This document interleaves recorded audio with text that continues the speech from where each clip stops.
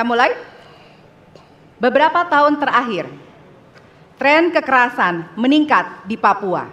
Sementara masalah keadilan dan HAM masih belum terselesaikan sehingga konflik terus berlanjut. Pertanyaannya, apa strategi yang Anda akan siapkan untuk menyelesaikan masalah HAM dan konflik di Papua secara komprehensif? Waktu menjawab 2 menit dimulai dari sekarang. Masalah Papua adalah rumit karena di situ terjadi suatu gerakan separatisme. Dan gerakan separatisme ini kita sudah ikuti cukup lama. Kita melihat ada campur tangan asing di situ. Dan kita melihat bahwa kekuatan-kekuatan tertentu selalu ingin Indonesia disintegrasi dan pecah. Untuk itu memang masalah hak asasi manusia itu menjadi sesuatu yang harus kita utamakan, dan diantaranya juga kita harus lindungi seluruh rakyat Papua, karena di situ kelompok teroris sekarang itu menyerang orang-orang Papua sendiri, rakyat yang tidak berdosa, perempuan, orang tua, anak kecil yang tidak bersenjata, diteror oleh kelompok teroris separatis ini. Jadi rencana saya pertama adalah tentunya menegakkan hukum, memperkuat aparat-aparat di situ, dan juga mempercepat pembangunan ekonomi. Dan Presiden Joko Widodo adalah Presiden di Republik Indonesia yang paling banyak ke Papua. Paling banyak ke Papua. Kalau tidak salah sampai hari ini beliau sudah lebih dari 19 kali ke Papua. Dan peningkatan pertumbuhan ekonomi di bawah pemerintah Pak Jokowi yang paling pesat, yang paling tinggi selama sejarah Republik Indonesia.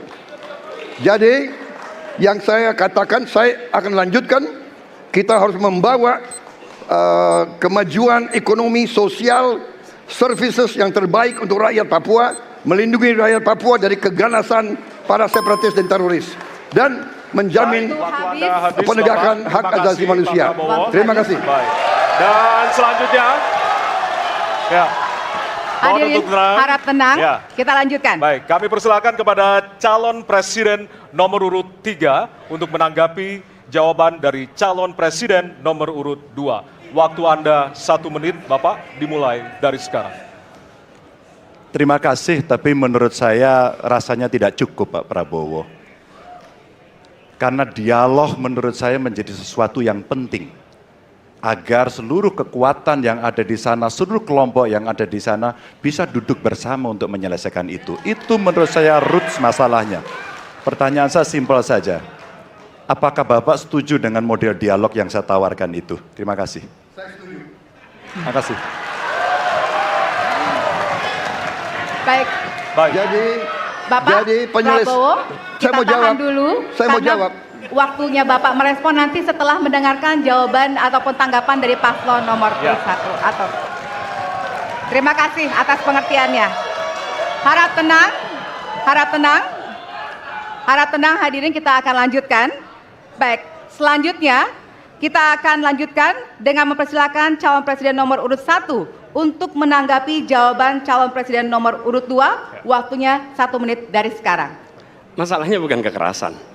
Karena ketika bicara kekerasan di Jakarta aja ada 3 pandangan. Ada yang menganggap ini terorisme, ada yang menganggap ini separatisme, ada yang menganggap ini kriminal. Di kita aja di Jakarta ada perbedaan pandangan. Apa masalah utamanya? Masalah utamanya adalah tiadanya keadilan di tanah Papua. Itu masalah utama.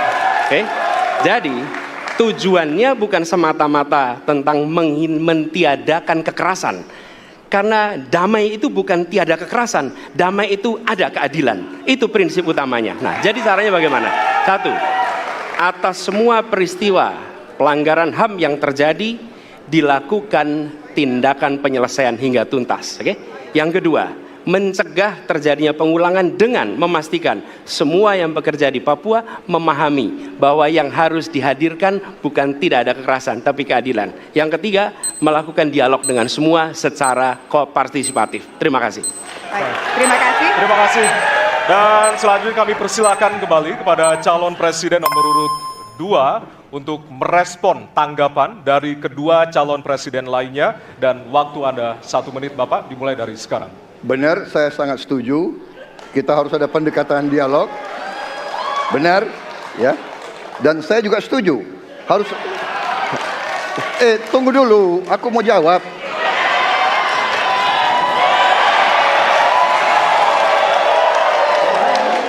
Jadi, benar keadilan. Benar sekali, harus ada keadilan. Tetapi saya mau mengatakan, tidak sesederhana itu, Pak Anies. Ada faktor-faktor lain, Pak Anies. Ada faktor geopolitik, ada faktor ideologi. Inilah yang masalahnya tidak gampang, ya. Tetapi saya pendapat kita harus tegakkan keadilan. Kita harus dialog. Ini masalah bangsa. Ini harus kita, semua kekuatan harus kita rangkul. Baik, waktu habis, Bapak. Waktu habis, Bapak. Terima kasih.